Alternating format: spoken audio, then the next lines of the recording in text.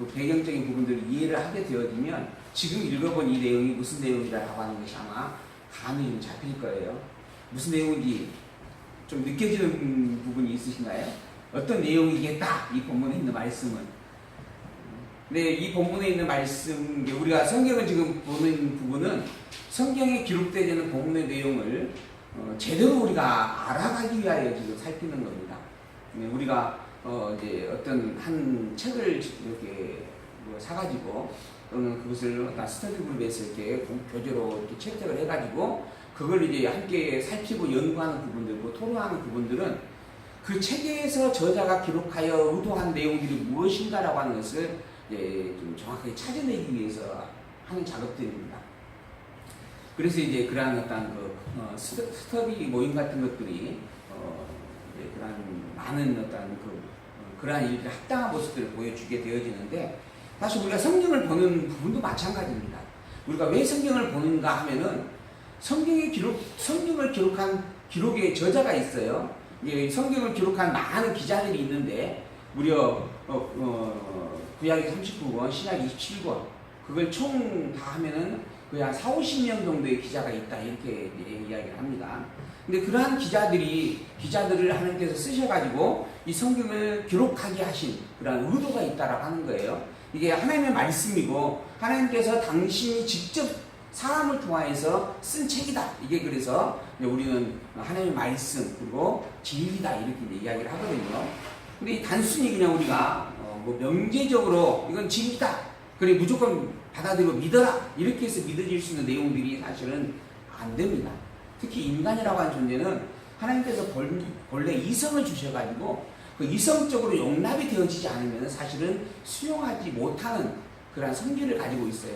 그런 이성적인 부분들이 많이 퇴색이 되어지고 감각적인 부분들이 이제 너무 노후가 되어져 있는 현실에서 우리가 머물러 있다 보니까, 그러니까는 이제 생각을 좀 적게 하고 그리고 즉흥적인 부분에 많이 반응을 하게 되어지지만, 본래 인간은 하나님의 영을 받은 존재입니다.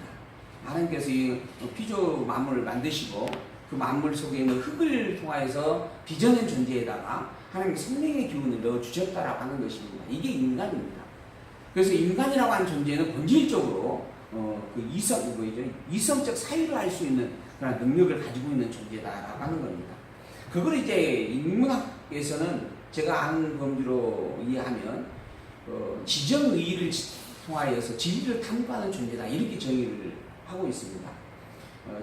지적인 부분들, 그 다음에 감정적인 부분들, 그리고 어떤 감성적 또한 마음적 작용을 함께 동반시켜서 그래서 이제 진리를 갈구하고 찾아가는 그런 존재, 그걸 이성적 존재다, 이렇게 규명을 하고 있는 것이죠. 그래서 그런 이성적 사유를 통하여서 우리가 성경에서 기록되어 있는 그 진정한 저자의 의도가 무엇인가라고 하는 것을 찾아내기 위하여 오늘도 우리가 좀 성경을 살피고 읽어가는 것입니다. 그래서 바라기는 집에서 이러한 예배에 참여하기 전에 미리 읽어와 주셨으면 하는 바람을 제가 항상 가지고 있어요. 그리고 그 대목이 아닐지라도 매일 성경을 읽고 또 읽고 이렇게 묵상하다가 만나졌으면 하는 그런 바람을 제가 가지고 항상 말씀을 드리고 부탁을 드립니다. 근데 그게 잘 안 되죠? 집에서 생활하다 보면은. 근데 그렇게 읽어 오시는 게 훨씬 도움이 됩니다. 분명한 것이죠, 그거는. 오늘 본문은 이제 오바다서를 통하여서 우리가 이제 오바다서를 통하여 기록된 하나님의 의도가 무엇인가라고 하는 것을 살펴가 보려고 합니다. 그러기 위해서는 이 오바다서를 기록하게 되어진 배경이 무엇인가라고 하는 것을 먼저 우리가 살펴볼 필요가 있습니다. 어떤 상황에서 이 글을 쓰고 있는가? 이 글을 쓴 의도와 목적을 알기 위해서 너무 중요한 겁니다. 용돈이 필요해요. 그러면 용돈을 달라고 하는 부분의 편지를 부모님들이 이제 보내야 되잖아요. 그럼 이제 그 편지 내용에다가 설득을 할 수 있는 내용들을 담아야 됩니다. 그래서 첫 번째, 내 편지 서문을 딱 열게 되어지면 사랑하는 부모님께 해가지고 쓰잖아요. 그리고 사랑하는 부모님 건강은 어떠십니까? 여름 잘 지내셨습니까? 이렇게 진술을 해 갈 겁니다. 근데 그 내용만 읽어보면, 이 녀석이 나에게 사랑의 마음을 듬뿍 담아서 정말 애정을 표현하고 있는 그러한 내용의 편지구나 이렇게 이해할 수가 있다라고 하는 겁니다. 근데 실상 중요한 것은 이 자식이 그 편지를 쓴 의도가 뭐라고요? 용돈을 달라고 지금 쓰고 있는 거예요. 그러니까는 그 부분의 내용이 아직 나오지 않아서 그 앞부분에 있는 인사가 기록되어 있는 내용만 보면 이 녀석이 나를 참 애틋하게 사랑하고 있구나라고 볼 수 있는 부분인데 조금 더 구체적으로 내려가게 되어지면 여차여차해서 살다 보니 삶이 힘들고 어려워서 용돈이 필요하니까 용돈 좀 보내주십시오 라고 하는 내용이 이제 담겨져 있다라고 하는 겁니다. 제가 이 말을 드리는 이유가 뭐냐면 성경이라고 하는 것이 워낙 방대합니다. 창세기에서 요한계시록까지 이 종이가 굉장히 얇은 종이에요. 아마 책으로 기록된 것들 중에서 아마 제일 얇은 내용일 겁니다. 근데 그러한 얇은 내용의 장수를 가지고 어마어마한 분량으로 기록되어 있는 게 성경입니다.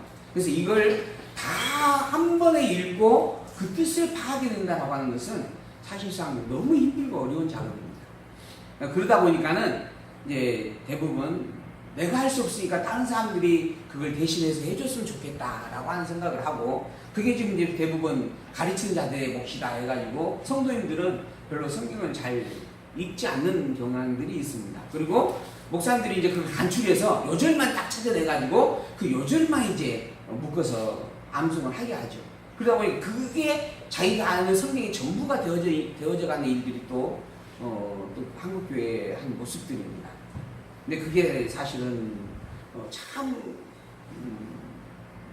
아픔과 모순을 만들어내는 원인이다라고 하는 것을 우리가 좀 깨닫고 기억을 해야 됩니다. 그것 때문에 교회에 많은 분란들이 일어나고 또한 무질서가 일어나고 또 잘못된 교훈임에도 불구하고 그것이 잘못된지도 알지 못하는 일들이 많다라고 하는 거죠. 오바다서도 특히 그렇고 이 다음에 이제 오바다서 다음에 나오는 요나서도 그렇습니다. 요나서에 대한 내용을 아마 우리가 오바다서보다 훨씬 더 잘 아니까 하나의 예를 들어서 설명을 해보겠습니다. 요나서 내용 여러분들이 다 기억을 하실 거예요. 요나서를 정리를 해보면 첫 번째 요나 선지자가 나옵니다. 근데 하나님께서 이 요나 선지자에게 사명을 주셨죠. 사명을 주었습니다. 이 사명이 뭐냐 하면 니느웨로 가서 복음을 전파하라는 것입니다. 그들의 범죄한 죄인인 것을 지적하고 회개할 것을 촉구하라고 이야기를 하는 것이 요나서의 시작입니다. 그런데 이 요나가 이걸 하기가 싫었습니다. 그래서 니느웨로 가라 하는 말씀을 거역하고 다시스라고 하는 곳으로 도망을 가요. 다시스. 이 다시스는 니느웨가 있는 방향이 정반대 방향이었습니다. 그래서 다시스로 도망을 갔어요. 근데 가는 도중에 결국 풍랑을 만나게 되어지고 그리고 요나가 결국 바다에 버려짐을 당하게 되어지고 그리고 이 요나가 고기 뱃속에 들어가서 3일 동안 있다가 결국 니느웨가 있는 아수르 지역에 배틈을 당하여서 이 결국 아수르 니느웨의 수도를 향하여서 가가지고 복음을 전파합니다. 이 니느웨라고 하는 곳은 걸어서 3일 동안 3일 주야를 걸어서 다녀야만 할 수 있는 아주 넓은 지역이었는데 그곳에서 단 딱 하루 복음을 전파하게 되어집니다. 그러니까 3분의 1 지역을 다니면서 복음을 증거했다라고 하는 이야기죠. 복음을 증거했다라고 하는 게 하나님의 말씀을 그냥 전했다라고 하는 겁니다. 그런데 이 하루밖에 전파되지 않았던 이 지역의 사람들이 회개하고 통곡하게 되어지고 이로 말미암아 나머지 3분의 2 지역에 있는 사람들까지 다 그걸 듣게 되어지고 이 니느웨성 전체가 다 회개하게 되어지죠. 그로 말미암아 하나님께서 구원을 베풀어 주었다라고 하는 겁니다. 근데 이 구원이 너무 못마땅했어요. 그래서 이 요나 선지자가 이 구원되어진 이 니느웨성이 멸망되어지는 것을 자기 눈으로 직접 보겠다 해가지고 산등성이죠. 언덕에 올라가가지고 이 언덕에다가 집을 하나 짓습니다. 그리고 그 집 옆에 딱 앉아서 이 니느웨 도성을 내려다보고 있는 거예요.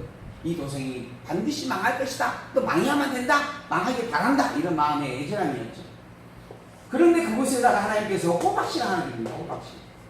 호박씨를 하나 줘가지고 그 호박씨가 갑자기 하루 만에 큰 넝쿨을 이루게 되어지고 그리고 장렬한 태양빛이 내려 쬐니까 이 호박의 그늘이 너무 시원했다라고 하는 겁니다. 그래서 그 하루 동안 그 호박 그늘 밑에서 니느웨성을 바라보면서 쉼을 갖게 되어졌어요. 근데 그 다음날 벌레가 하나 나와가지고 이 벌레가 호박 줄기를 갉아 먹어버리죠. 그래서 호박이 죽어서 사그러져 버립니다. 그러자 이제 요나 선지자가 왜 나의 이 사랑하고 호박의 그늘을 없애버렸습니까? 라고 하나님을 원망하죠. 그래서 하나님께서 너는 이 호박 넝쿨 하나 가지고도 그렇게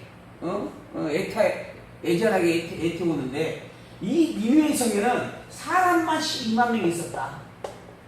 거기에 수많은 가축들이 있었다. 이 모든 이들을 내가 만들었다. 그러니 그를 아끼고 사랑하는 것이 너무 당연하지 않느냐. 너는 이 호박 넝쿨 하나 가지고 이렇게 안타까워하는데 이 12만 명이라고 하는 이 어마어마한 인간을 사랑하는 것은 그들을 구원하는 것은 너무너무 중요한 일 아니겠느냐, 당연한 일 아니겠느냐라고 하나님께서 말씀을 하시는 거죠. 이게 요나스의 내용입니다. 그러다 보니까 이제 사람들이 봐라, 하나님은 이렇게 인간을 너무너무 사랑하고 있다. 그리고 회개만 하면 구원을 베풀어 주시려고 준비해 놓고 계신다. 그런데 왜 너희들은 회개하지 않느냐? 하나님께서는 너희들에게 구원을 베풀어 주려고 동아줄을 내려주었는데 너희들이 이 동아줄을 잡기만 하면 구원을 얻을 것인데 왜 너희들이 이 동아줄을 잡지 않느냐? 라고 이야기를 하는 거죠. 이게 바로 회개하면 구원을 얻는다라고 하는 거예요. 회개하면 구원을 얻는다. 맞는 말이죠? 요나스의 내용이 그래요. 하나님께서 너희들에게 구원의 밧줄을 내려줬는데 이 구원의 밧줄을 붙잡는 자는 살게 되어지고 구원의 밧줄을 붙잡지 않고 떠나는 자들은 멸망하게 되어져 있다. 근데 이걸 다른 말로 표현을 하면 내가 무엇을 행하면 구원을 얻기도 하고 얻지 못하기도 하는 것이다. 그래서 행위의 구원을 이야기합니다. 이 행위 구원을 이야기하는 데가 어디냐 하면 알미니안주의자라고 하는 사람들입니다. 특히 이제 그것이 이제 구시대에서는 로마 카톨릭, 지금의 천주교에서 이 사상을 가지고 그 전통을 이어가고 있습니다.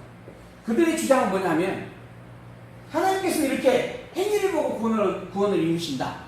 근데 그 행위가 부족하면 모두가 다 음부에 떨어지게 되어져 있다.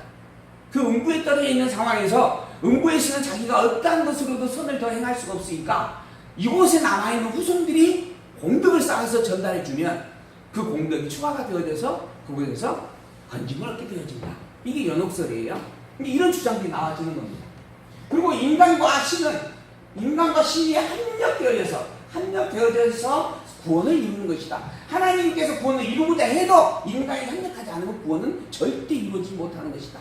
라는 이야기가 또 되어지는 부분입니다. 그리고 누구든지 회개만 하면 구원을 얻는다. 라고 하는 것이죠. 그래서 만일 구원론이 이제 등장합니다. 이게 지금 요나서에서 나타나는 이야기들이에요. 그리고 대부분 교회에서 다 이런 이야기를 하고 있습니다. 예수 믿으면 복 받는다. 예수 믿어야 구원을 얻는다 하는 거죠. 근데 문제는 과연 이게 다른 성경에 있는 내용하고도 일치가 되어지는가라고 하는 것이 문제예요. 신의 합력이라고 하는 부분과 하나님은 전능자다. 전능자라고 하는 말이 과연 같은 말일 수가 있는가? 여러분이 믿는 하나님은 전능자가 맞죠? 절대 주권자가 맞죠?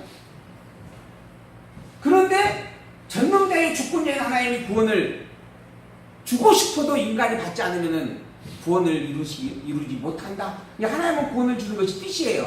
하나님께서 인간에게 좋은 걸 많이 주고 싶어 하죠. 근데 인간이 그걸 안 받아서 그 복을 못 누리고 있어. 그게 가능한 이야기인가요? 그게 전능자에게서 나타날 수 있는 일일까요? 이게 아니라는 겁니다. 근데 지금 그렇게 말을 하고 있다라고 하는 거예요. 어느 쪽에서는 전능자를 이야기합니다. 제가 참 이 말씀을 이렇게 성경을 보고 이 말씀을 깨닫게 되어지는 과정에서 있었던 일인데, 제가 다녔던 전에 교회 목사님께서 그때는 전도사님에서 전도사에서 목사 막 안수를 받았을 때인데요. 처음 제가 교회를 다닐 때 고등학교 2학년 때였습니다. 근데 그곳에 그 목사님께서 히브리서 11장을 가지고 주일날 히브리서 11장을 가지고 이렇게 설교를 하셨어요. 히브리서 11장 1절에서 시작되어진 내용은 하나님의 절대 주권과 전능성이 나옵니다. 이 모든 것들의 주인 되신 분이다라고 하는 이야기가 나와요. 그래서 하나님께서는 모든 만물의 주인이십니다. 하나님께서는 모든 인생들의 생사화복을 주관하고 계십니다. 라고 설교를 하셨어요. 그리고 이제 제가 그 당시에 이제 대학교 그 목사님의 말씀을 듣고 또 이제 학생들과 함께 교제를 나누고 하는 그런 과정이 있었는데 이 말씀이 저한테 너무 와닿았어요. 그래서 하나님의 과연 전능자의 주권자라고 하는 찬양을 고백하면서 목사님에게 이제 그 오후에 이제 같이 밥을 먹으면서 목사님 오늘 너무 말씀이 은혜로웠습니다 라고 제 신앙의 고백을 했습니다. 다음 주에도 이제 목사님께서 설교를 하시는데 역시 히브리서 11장을 가지고 설교를 하시더라고요. 그런데 히브리서 12장 12절 이하에 내려가게 되어지면 하나님께서 이렇게 우리를 전능과 절대 주권으로 우리를 사랑해 주시는데 우리는 뭐 하고 있습니까?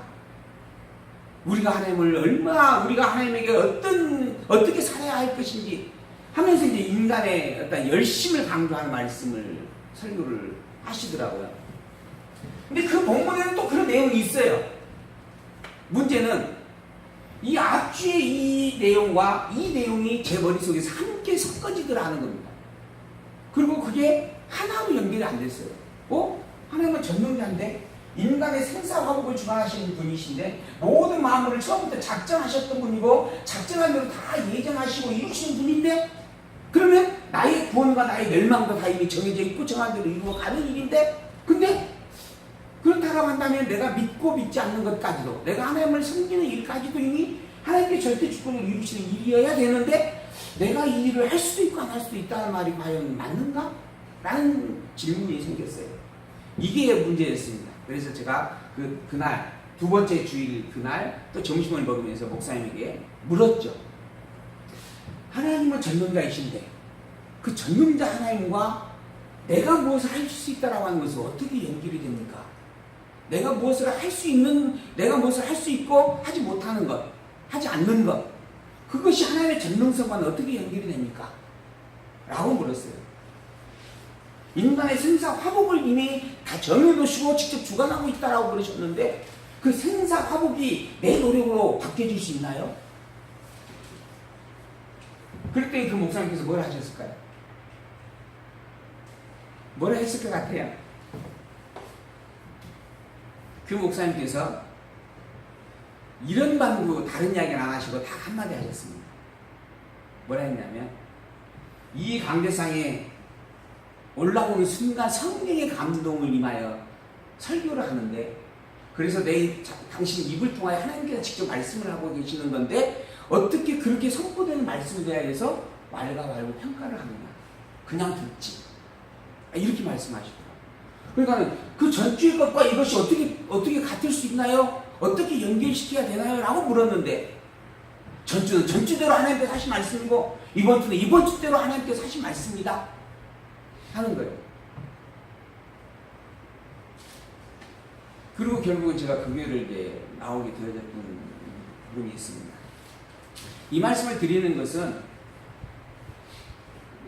우리가 너무 편협된 생각으로 신앙생활 하는 일들이 참 많다라고 하는 겁니다. 그리고 세상사에 쫓기다 보니까 그나마 교회 나와서 말씀 한 구절만이라도 가지고 위로를 받는 일에 기뻐하고 그걸로 자족해버리는 일들이 많다라고 하는 겁니다. 근데 하나님께서는 성경 창세기에서 요한계시록까지를 일부러 한 번을 묶어서 우리에게 주셨어요.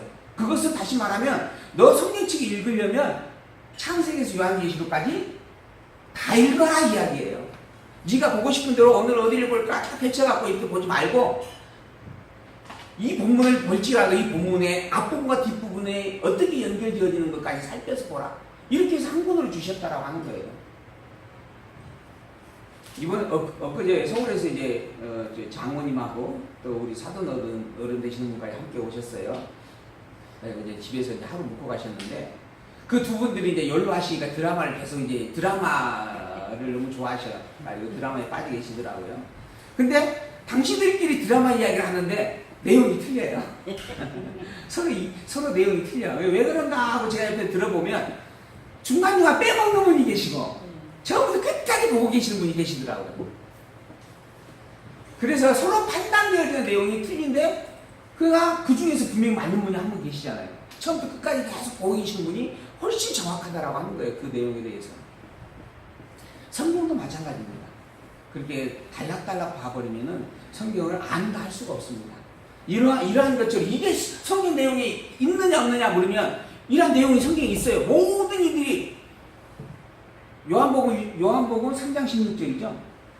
하나님 세상을 이처럼 사랑하사 독생자를 주셨으니 이는 누구든지 믿는 자마다 구원을 그 누구든지잖아요. 모든 사람을 가리킨다.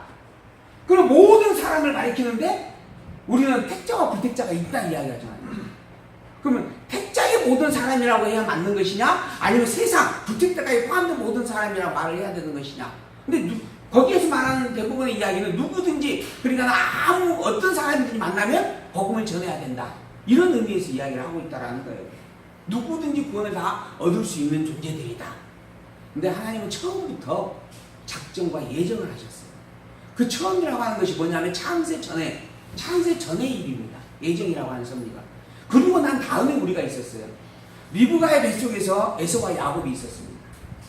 에서와 야곱이 누가 에서고 누가 야곱인지 세상 사람은 아무도 모르는 상황이었어요. 그런데 하나님은 뭐라 그래요? 내가 이미 그 안에서 큰 자와 작은 자를 정하였다, 택하였다라고 이야기합니다. 그 리브가의 뱃속에서 태어나기 이전의 사건으로 이야기하고 있는 부분을 우리에게 적용하면 이 세상 모든 마음을 만들기 전에 이미 하나님은 정했다라고 하는 이야기와 같습니다. 그게 작정론이고 예정론이에요. 그것만 알면 신의 합력이나 만인 구원에 대한 이야기는 아예 할 수가 없어요. 근데 이건 신학자들이 다 하는 이야기들이고 많은 교회 목사님들이 하는 이야기들입니다. 바꿔 말하면 그만큼 성경을 잘못 이야기하는 일들이 많다라는 것이 되는 거죠. 그래서 제가 그 배경을 꼭 살펴보십사라고 당부를 드리는 거예요. 자, 이제 오바다서에 대한 내용을 우리가 살펴보기 전에 오바다서가 그러면 어떤 배경에서 기록되어졌는가 이걸 제가 미리 서론을 통하여 말씀을 드립니다. 오바다서 성경이라고 하는 것은 제가 항상 이야기하죠. 역사서, 그 다음에 시가서, 선지서가 있다. 우리 지금 이 선지서를 보고 있는 거예요. 이 선지서의 배경은 역사서 안에 있다라고 이야기 드립니다. 그 역사라고 하는 부분을 정리를 해보면 하나님께서 태초에 천지를 창조하셨습니다. 그리고 난 다음에 그곳에서 아담을 두셨고 그 다음에 노아 사건이 있었어요. 그리고 난 다음에 이제 이스라엘 민족의 열주인 아브라함을 부르셨습니다. 갈대아우에 살고 있는 아브라함을 불러서 너의 본토 친척 아비집을 떠나 내가 내게 지시할 땅으로 가라. 이게 창세기 12장에 나오는 말씀이죠. 여기가 창세기 1장입니다. 지금 성경 시작에서 말씀을 드리는 거예요.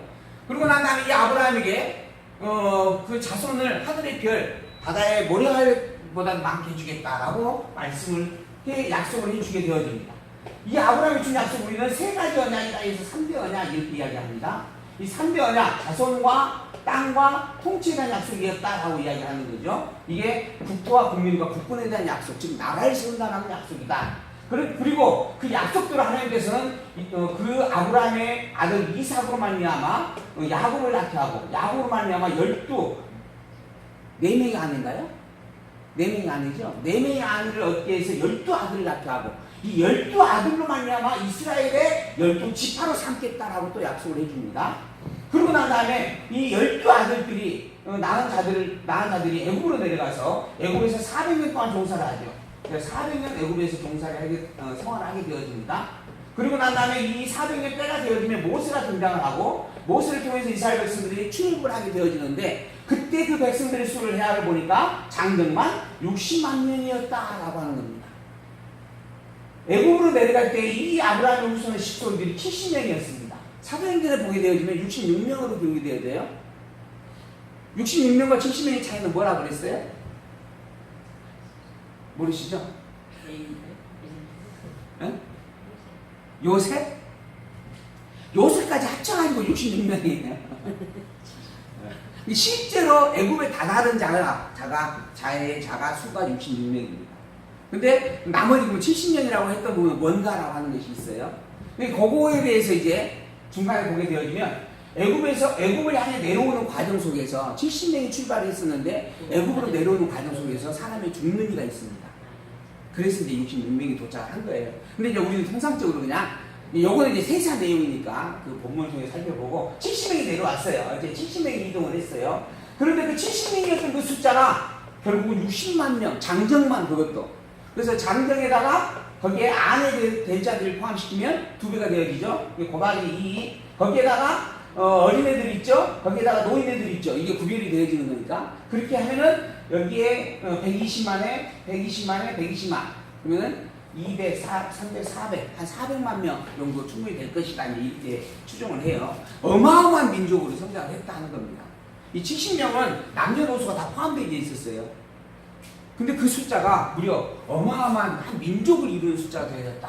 그래서 모세를 세우시고 모세를 통해서 하나님께서 출애굽을 시켰고, 그리고 40년 광야 생활을 하게 하시고, 그리고 나는 가나안 땅에 들어오게 했어요. 이 가나안 땅에서 다윗 왕국을 이루게 되어집니다.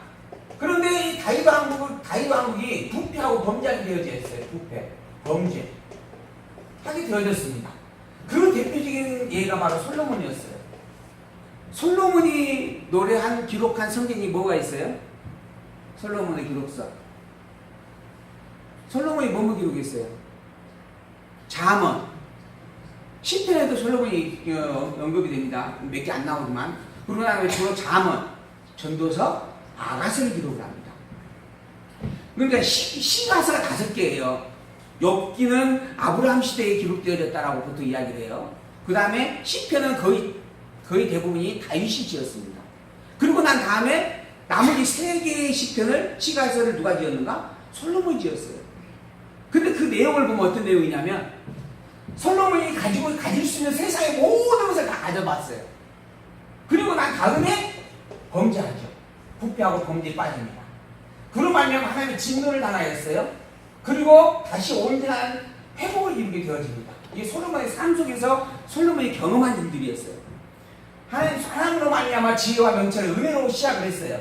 근데 이 은혜를 은혜로 알지 못하고 은혜로 누리지 못하면서 결국 부패가 생기고 범죄하게 되어졌고, 그로 말미암아 하나님의 때림을 당하게 되어졌고, 그런데 그러한 하나님께서 멸하지 않고 다시 회복을 해줬어요. 이걸 다 경험을 했어. 경험을 하니까 나온 결론이 뭐냐면, 내가 세상에 어떤 것을 바라고 산다 해도 그건 다 헛것이더라 하는 거죠. 그게 뭐예요? 전도서예요. 그리고 또 하나, 오직 참된 것은 뭐밖에 없더라? 여호와 하나님밖에 없더라. 여호와 하나님의 유일한 참 진리더라. 그게 전도서예요. 그래서 젊은이들이요, 너희들의 그 젊음으로 말미암아 하고 싶은 것이 참으로 많을 줄 안다. 하고 싶은 거 있으면 해봐라. 그러나 어떤 일을 하든지 간에 그 모든 일들의 심판자인 여호와 하나님이 있음을 기억하라. 그리고 마지막, 사람의 본분은 여호와를 아는 것이요 거룩하신 자를 경외하는 것이다. 이게 사람의 본분이다 라고 이야기를 하면서 교훈을 하고 있는 내용입니다. 그런 하나님으로 말미암아 내가 누리고 있는 이 모든 승리들이 다 사랑의 승리였다라고 하는 겁니다.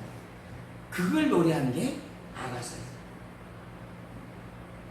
내가 신랑의 신부가 되어진 것도 사랑의 승리였고, 신랑의 사랑의 승리였고, 신랑이 거저 택해준 거잖아요.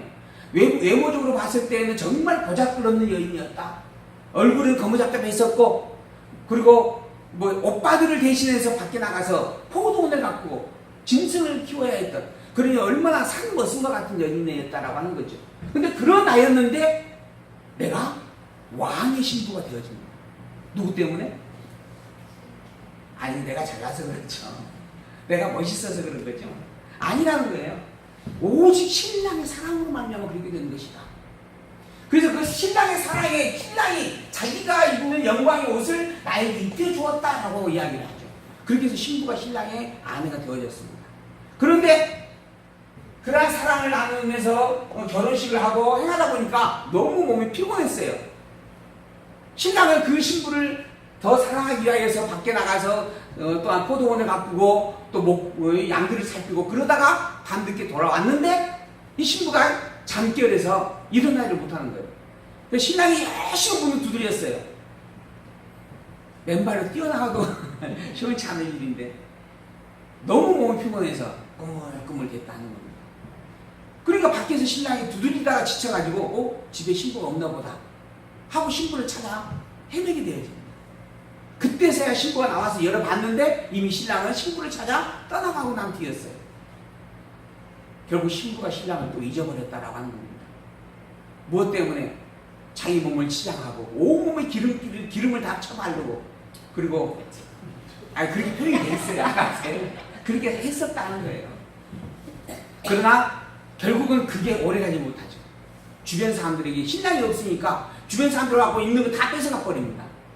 그래서 신랑이 너무 보고 싶어서 또 신랑이 너무 이제 필요해져서 신랑을 찾아 헤매게 되어져요. 근데 가는 곳마다 계속 짓밟힘을 당하는 겁니다. 결국은 완전 노숙자의 거짓골이 되어졌어요. 그런데 그때까지도 신랑은 신부를 찾아다녔다라고 하는 겁니다. 그리고 그 신부를 발견하고 그 신부를 다시 사랑하게 되어지는 거예요. 이게 아가서입니다. 이런 사랑을 받고 있는 존재였다. 내가 누구로부터? 하나님으로부터 이런 사랑을 받는 존재였다. 내가 하나님에게 뭔가 드린 것이 있는가? 아무것도 없다. 오직 나는 하나님의 사랑 그것으로 말미암아 살아갔던 존재였다. 이게 철저한 솔로몬의 고백의 내용들이었다라고 하는 거예요. 이렇게 고백한 그런 노래가 있었죠. 그러한 솔로몬의 이러한 부패적 삶, 그 범죄하는 삶. 근데 이것이 그대로 남아가지고 백성들이 끊임없이 부패하고 범죄를 행하게 되어집니다. 그래서 결국 나라가 둘로 나누어졌어요. 북이스라엘과 남중유다로. 북이스라엘은 나가는 순간부터 남중유다에 있는 솔로몬 성전이 염려가 되어졌어요. 이 성전에 이스라엘 백성들이 1년에 3차례는 무조건 모여야 되는데 이게 하나의 율법의 명령인데 그렇게 되어져서 이스라엘 백성들이 애국으로 가가지고 예루살렘 가가지고 안 돌아오면 어떻게 될 것인가? 국민이 없으면 국가가 유지가 안 되잖아요. 그게 염려가 됐어요. 그래서 여기에 나라를 세우자마자 제일 먼저 베델과 길갈에 송아지를 만들어 놓고 송아지 무상을 만들어 놓고 그곳이 하나님의 성전이다. 하나님에게 제사하는 곳이라고 명령을 하게 되어집니다. 그리고 너희들이 1년에 3차례 이곳에 가야 되는 것이 정해져 있는데 야, 뭐 3차례만 가가지고 되겠느냐? 1년이 12달이니까 12번 가자. 12번 모여서 제사하자. 야, 12번 갖고도 안 된다. 매주마다 모이자. 아니, 매일 모이자. 그 매일 모이려면 가까운 데 뭐가 있어야 돼? 제사할 수 있는 곳이 있어야 된다. 그러니까 각 지역마다 산당을 짓습니다. 그 산당에 너희들 아무 때나 원하는 시간에 가서 제사를 드려라. 그게 다 누구에게 드리는 거다? 하나님께 드리는 거다. 이렇게 가르친 거예요, 백성은. 근데 백성은 그런 줄 알았어요. 그래서 열심히 산당 가서 자기가 하나님을 향해서 열심히 재물을 준비해가지고 제사를 드립니다. 근데 그걸 가리켜서 하나님이 뭐라 한 줄 아세요?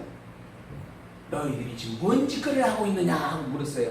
그랬더니 당당히 이야기합니다. 보십시오, 우리 하나님에게 제사하고 있습니다. 그러자 그 하나님께서 하시는 말씀, 내가 너희들을 전혀 모르겠다. 너희들이 지금 드린다라고 하는 이 제사는 나에게 하는 게 아니고 우상에게